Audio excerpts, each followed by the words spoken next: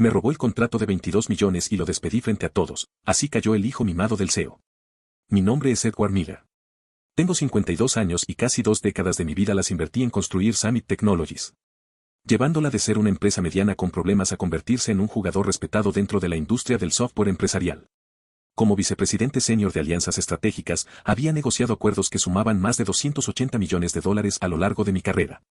Vivía en una cómoda casa de 3 habitaciones en las afueras de Seattle, manejaba un fiable Seat León 2019 y había conseguido una reputación de integridad que me abría puertas en todo el país y más allá. La historia que estoy por contar ocurrió entre febrero y julio de 2024. Y me enseñó de la forma más dura que las traiciones más devastadoras no vienen de los enemigos, sino de aquellos en quienes confías. Todo comenzó con Meridian Industries, un conglomerado de manufactura incluido en la lista Fortune 500 que buscaba modernizar por completo su infraestructura tecnológica. Su directora de tecnología, Patricia Rollers, me contactó directamente después de escuchar sobre mi trabajo con compañías similares. El contrato en juego estaba valorado en 22 millones de dólares a 3 años, el más grande que Summit había tenido en toda su historia. Entre febrero y mayo trabajé jornadas de hasta 16 horas diarias. Viajé a su sede en Chicago 8 veces, reestructuré nuestra propuesta 3 veces para ajustarla a sus requisitos específicos y garantizaba personalmente los plazos de implementación, aún sabiendo que exigirían un esfuerzo sobrehumano de nuestro equipo. Con Patricia existía confianza. Habíamos coincidido durante 2 años en conferencias del sector y habíamos colaborado en proyectos menores, lo que nos permitió construir una relación profesional sólida. Las negociaciones fueron despiadadas. El equipo de adquisiciones de Meridian cuestionaba cada cifra, cada cláusula, cada entrega. Yo pasaba noches enteras en habitaciones de hotel repasando contratos, ajustando modelos de precios, coordinando con nuestro equipo legal en Seattle y preparando nuevas presentaciones. Mi esposa, Susan, apenas me veía en esos meses, pero entendía lo que estaba en juego. Ese contrato no solo aseguraría la estabilidad de toda la compañía, también nos abriría las puertas a mercados en los que soñábamos entrar. En medio de todo esto apareció Jonathan Prescott, hijo del CEO, Robert Prescott. Jonathan había ingresado apenas 8 meses antes a Summit como director de desarrollo de negocio. El título sonaba impresionante y venía acompañado de una oficina con vistas, un salario de $145,000 al año y tareas que, al menos en papel, eran importantes. Él tenía un MBA de una universidad de prestigio, conducía un Tesla Model 3 rojo de 2021 y pasaba gran parte de su tiempo en restaurantes exclusivos de Seattle, supuestamente haciendo networking. En las reuniones de los lunes apenas intervenía, y cuando lo hacía, lo único que aportaba eran frases hechas y clichés motivacionales. Durante las negociaciones con Meridian, solía asomarse a mi oficina con un café de diseño en la mano y una sonrisa confiada. ¿Cómo van las cosas con ese gran acuerdo?, preguntaba apoyándose en el marco de la puerta. Yo le daba actualizaciones básicas, por pura cortesía. Jamás imaginé que estaba tomando nota con un interés que no tenía nada que ver con el bien de la empresa. El 18 de mayo de 2024 finalmente cerré el acuerdo con Meridian. Patricia Rollers firmó el contrato a las 3:47 de la tarde, hora local. De inmediato llamé al CEO, Robert Prescott, para darle la noticia. Edward, esto es increíble, dijo con entusiasmo. Esto lo cambia todo para Summit. Tenemos que celebrarlo como se merece. Ese momento fue una mezcla de alivio y orgullo. Sentí que los 18 años de sacrificios, de viajes interminables, de noches sin dormir y de relaciones construidas con paciencia, se resumían ahí. Conducía de regreso a casa pensando en el ascenso que me habían prometido, en la bonificación que habíamos discutido y en el reconocimiento que, por fin, validaría todo lo que había aportado a la compañía. Pero 3 días después, el 21 de mayo, todo cambió. Ese día, Robert Prescott me citó en su oficina a las 9 de la mañana. Yo entré convencido de que hablaríamos sobre mi ascenso y sobre el cronograma de implementación para Meridian. Pero en lugar de eso, encontré a Jonathan sentado frente al escritorio de su padre, con una sonrisa arrogante que me heló la sangre. Esa debería haber sido mi primera advertencia. Edward, siéntate, dijo Robert, con un tono inusualmente formal. Quiero agradecerte todo tu apoyo en el acuerdo con Meridian. Jonathan hizo un trabajo excepcional liderando esta negociación y estoy orgulloso de la iniciativa que demostró. Sentí como la sangre se me escapaba del rostro. Lo siento, ¿qué? Jonathan se inclinó hacia adelante con calma fingida. Papá, ya te dije que Edward tiende a ser modesto respecto a su papel. Proporcionó asistencia valiosa durante el proceso, sobre todo con algunos detalles técnicos. Asistencia valiosa. Detalles técnicos.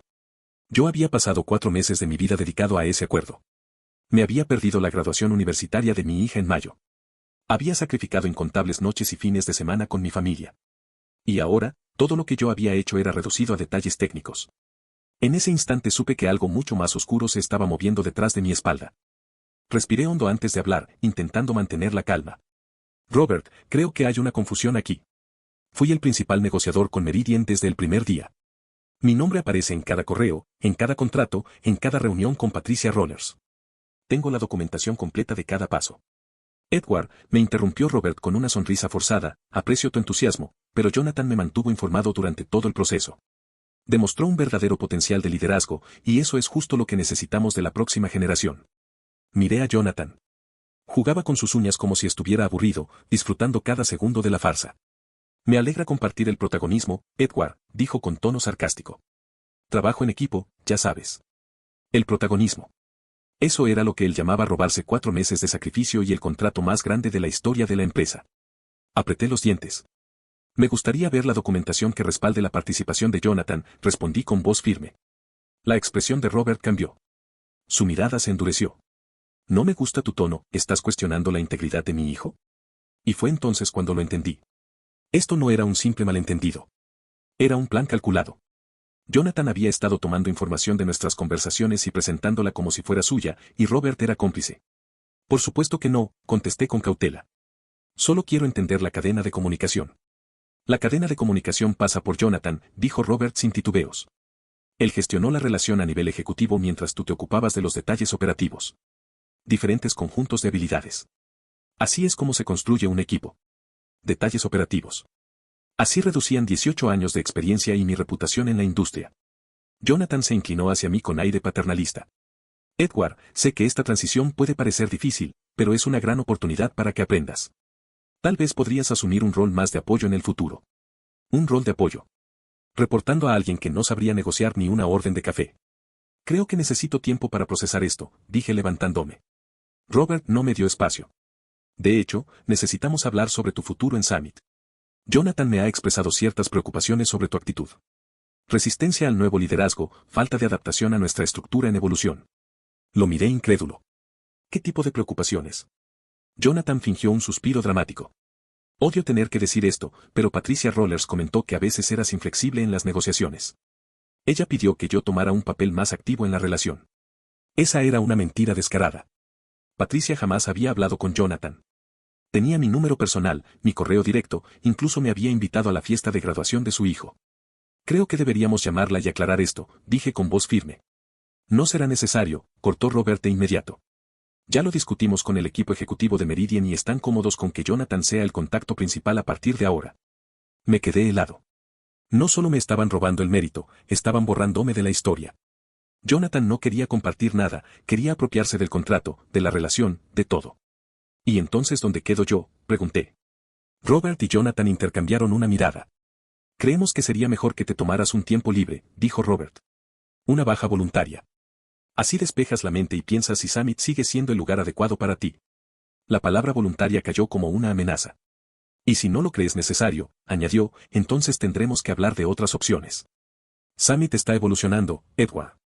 Necesitamos gente que evolucione con nosotros. Asentí despacio. Entiendo perfectamente. Salí de esa oficina sabiendo que me acababan de echar de la empresa que había ayudado a levantar con mis propias manos. Pero también supe algo que ni Robert ni Jonathan imaginaban, Patricia Rollers jamás había pedido un cambio de liderazgo, ni siquiera sabía quién era Jonathan Prescott. Yo tenía todos los correos, todas las revisiones de contrato, todas las grabaciones de reuniones guardadas en mis archivos personales. Y Jonathan, en su arrogancia, acababa de cometer el error más grande de su vida. Ese fin de semana lo pasé encerrado en mi estudio en casa. Organicé meticulosamente 18 años de documentación, correos, contratos, presentaciones, grabaciones. Todo lo guardé en 3 discos duros externos y lo subí a un servidor seguro en la nube. Susan me encontró el domingo en medio de papeles impresos y carpetas legales. ¿Qué estás haciendo?, me preguntó. Construyendo un caso, respondí sin levantar la vista. Entre los documentos había correos recientes de Patricia donde me expresaba lo emocionada que estaba por trabajar conmigo en la implementación, mencionando conversaciones en las que Jonathan jamás había estado presente. En algunos incluso me copiaba en discusiones internas de Meridian donde hablaban explícitamente de la experiencia de Edward Miller como la razón principal por la que habían elegido a Summit. Jonathan había mentido diciendo que Patricia lo había solicitado. Pero la verdad era que ni siquiera sabía que existía.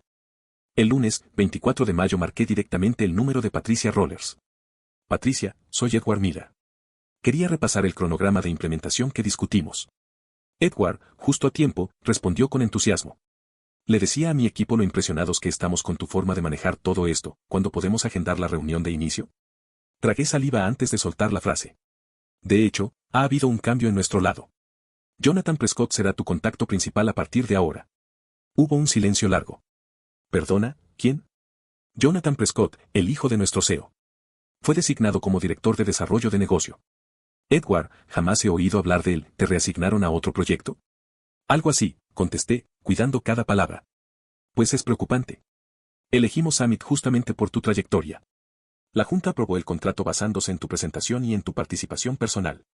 Si tú no vas a liderar la implementación, tendremos que reconsiderar la asociación. Era justo lo que necesitaba escuchar. Entiendo tus preocupaciones, Patricia. Quizás lo mejor sea que hables directamente con Robert Prescott para aclarar la transición. Eso haré, replicó con tono firme. Esa misma tarde Patricia llamó a Robert, y poco después volvió a contactarme. Edward, acabo de hablar con tu CEO, me dijo indignada. Me aseguró que su hijo ha sido mi principal contacto desde el inicio, pero no tengo registro de ninguna interacción con él. También insinuó que has tenido problemas de rendimiento, lo cual contradice todo lo que he visto en estos meses. Sentí un calor amargo subir por mi pecho. Problemas de rendimiento, repetí incrédulo. Exacto. Mencionó dificultades de comunicación con los clientes y resistencia al nuevo liderazgo. Edward, hemos trabajado juntos en 3 proyectos en los últimos 2 años. Eres de los profesionales más confiables que conozco. ¿Qué está pasando ahí dentro? Escogí las palabras con cautela.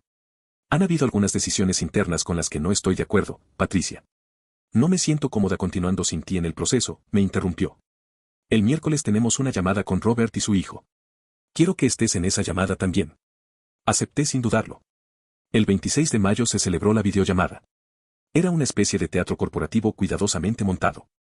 Robert abrió la reunión con su clásico discurso de visión estratégica y elogió el supuesto liderazgo de Jonathan en el contrato. Luego Jonathan, con tono ensayado, habló de transiciones fluidas y niveles elevados de servicio. Patricia escuchó en silencio unos minutos antes de intervenir. Bien, Jonathan, ya que dices haber sido mi principal contacto, ¿puedes recordarme nuestra conversación sobre el cronograma de migración de la base de datos? Jonathan parpadeó y titubeó. Bueno. Patricia, creo que Edward manejó la mayoría de esas discusiones técnicas mientras yo me centré en lo estratégico. Ya veo, respondió ella. ¿Y los ajustes de precios que hablamos para la planta de Chicago? Jonathan tragó saliva. Tendría que revisar mis notas. ¿Y los requisitos de cumplimiento de la división automotriz? Bueno, en ese caso, creo que Edward. El tono de Patricia cambió de inmediato. Jonathan, te estoy preguntando sobre conversaciones que afirmas haber tenido conmigo. Si realmente fuiste mi punto de contacto, recordarías los detalles de nuestros mayores retos técnicos. Jonathan estaba contra las cuerdas. Todos en la llamada lo sabían. Robert intentó salvarlo. Patricia, tal vez haya una confusión en la división de responsabilidades. Jonathan proporcionó supervisión ejecutiva mientras Edward se encargaba del día a día. Supervisión ejecutiva de reuniones que nunca existieron. Patricia no se dejó engañar. La única confusión es por qué me dicen que alguien con quien nunca hablé ha gestionado una negociación de $22 millones. Quiero un cronograma completo de todas las interacciones con Summit y documentación clara de la participación de Jonathan. Tienen 48 horas. El ultimátum quedó sobre la mesa. Esa misma noche Jonathan me llamó. Su tono había perdido la soberbia. Edward, tenemos que hablar. Estoy de baja voluntaria, ¿recuerdas?, le respondí con frialdad. Mira, sé que ha habido confusión sobre los roles. Tal vez podamos trabajar juntos para aclararlo al cliente. ¿Podrías ayudarme a preparar la documentación que muestre mi participación estratégica? ¿Me estás pidiendo que te ayude a falsificar pruebas? No lo veas así. Ambos queremos lo mejor para Summit. Si colaboramos, podrías conservar tu lugar en la nueva estructura. Lo que es mejor para Summit es un liderazgo honesto, respondí cortante. Y tú no lo eres. Colgué. Sabía que Jonathan estaba a punto de descubrir lo que significaba enfrentar la verdad. Patricia Rollers no era una directora fácil de manipular. Era alguien que valoraba la experiencia real, y él tenía 48 horas para inventar un trabajo que jamás hizo. Y el reloj ya estaba corriendo. Jonathan no cumplió el plazo de 48 horas. El viernes, 28 de mayo. Patricia Rollers llamó directamente a Robert Prescott para informarle que Meridian Industries suspendía el contrato hasta que se revisara a fondo la estructura de gestión y los protocolos de comunicación de Summit. Además, adelantó que compartiría sus preocupaciones con otros directores de tecnología de Fortune 500 en su red. En el mundo del software empresarial, la reputación es todo. Y esa noticia corrió como pólvora. Para la primera semana de junio, al menos 3 empresas que estaban considerando trabajar con Summit retiraron discretamente sus propuestas. La imagen de la compañía se había manchado con la sospecha de fraude y falta de transparencia. El 8 de junio recibí una llamada inesperada. Era Robert. Su voz sonaba forzada, casi desesperada. Edward, tenemos que hablar, ¿puedes venir hoy? Estoy de baja voluntaria, ¿recuerdas? Por favor, Edward. La situación con Meridian se ha complicado. ¿Complicada cómo? Están amenazando con cancelar el contrato y emprender acciones legales por tergiversación. Afirman que mentimos sobre la gestión del proyecto. Guardé silencio unos segundos. Eso sí que suena complicado. Quizás hubo mala comunicación, continuó Robert. Jonathan tal vez se apresuró con la transición. Lo importante es que tú tienes una buena relación con Patricia. Necesito que llames y lo arregles. No puedo arreglar algo que no hice, respondí con calma. Patricia confía en mí porque nunca le mentí. Pero tu hijo sí lo hizo. Edward, nadie mintió. Solo hubo una confusión sobre responsabilidades. Robert, tu hijo aseguró que lideró una negociación de 4 meses en la que jamás participó. Incluso le dijo a Patricia que ella lo había solicitado personalmente, lo cual es falso. Eso no es confusión, eso es fraude. El silencio del otro lado fue pesado. Finalmente, Robert habló en tono suplicante. Necesito tu ayuda, ¿qué tendría que ofrecerte para que vuelvas? Reconocimiento público de mi rol en el acuerdo de Meridian. Restitución completa de mi puesto. Y una disculpa tuya y de tu hijo. Edward, sé razonable. Soy razonable. Solo pido la verdad. Puedo devolverte tu puesto con un aumento del 15%. Pero Jonathan seguirá en la empresa, con responsabilidades ajustadas. Así que conservaría su oficina con vistas y su salario de $145,000, después de haber intentado robar un contrato multimillonario y mentir a los clientes. No, Robert. Ese es exactamente el problema. Colgué sabiendo que jamás responsabilizaría a su hijo. Y si Jonathan seguía tomando decisiones, Summit estaba condenado. 2 días después, el 10 de junio, recibí una llamada del equipo legal de Patricia Rollers. Meridian cancelaba oficialmente el contrato y exigía la devolución del adelanto de $450,000. Además, evaluaban una demanda por fraude y violación del deber fiduciario. Y eso fue solo el inicio de la catástrofe. Patricia compartió su experiencia con otros directores. En cuestión de semanas, recibí llamadas de ejecutivos de diferentes compañías con las que habíamos trabajado en proyectos menores. Todos querían saber si los rumores sobre la gestión de Summit eran ciertos. Respondí con honestidad. Les hablé de la falta de liderazgo, de cómo Jonathan se había apropiado de mi trabajo, de las decisiones imprudentes que habían llevado al desastre. No atacaba directamente a Summit, pero tampoco maquillaba la verdad. El 18 de junio, Robert volvió a llamarme. Esta vez, su tono era puro pánico. Edward, perdimos 4 contratos esta semana. La junta está presionando y no sé qué decirles. Necesito que vuelvas ya. ¿Y qué pasa con Jonathan? Podríamos hacerle un traslado lateral. Cambiarle las funciones. Robert, tu hijo cometió fraude contra nuestro cliente más importante y destruyó la reputación de la empresa. Un traslado lateral no lo arreglará. ¿Qué quieres que haga? Despedir a mi propio hijo. Quiero que actúes como un verdadero CEO y responsabilices a quien corresponde. Eso no puedo hacerlo. Entonces tampoco puedes salvar tu empresa, le dije antes de colgar. El 25 de junio recibí la llamada que estaba esperando. David Morgan, jefe de recursos humanos de Summit, me contactó. Edward, la junta quiere reunirse contigo esta tarde. Sabía que esa sería la verdadera prueba. La reunión de emergencia de la junta se celebró en la misma sala de conferencias donde, apenas unos meses antes, yo había presentado la propuesta para Meridian. Ahora, el ambiente era completamente distinto. 5 miembros de la junta directiva estaban sentados junto a Robert y Jonathan Prescott. Había tensión en cada gesto, en cada mirada. El presidente, William Hayes, tomó la palabra. Edward, sabemos que ha habido disputas internas relacionadas con el contrato de Meridian. Queremos escuchar tu versión de lo ocurrido.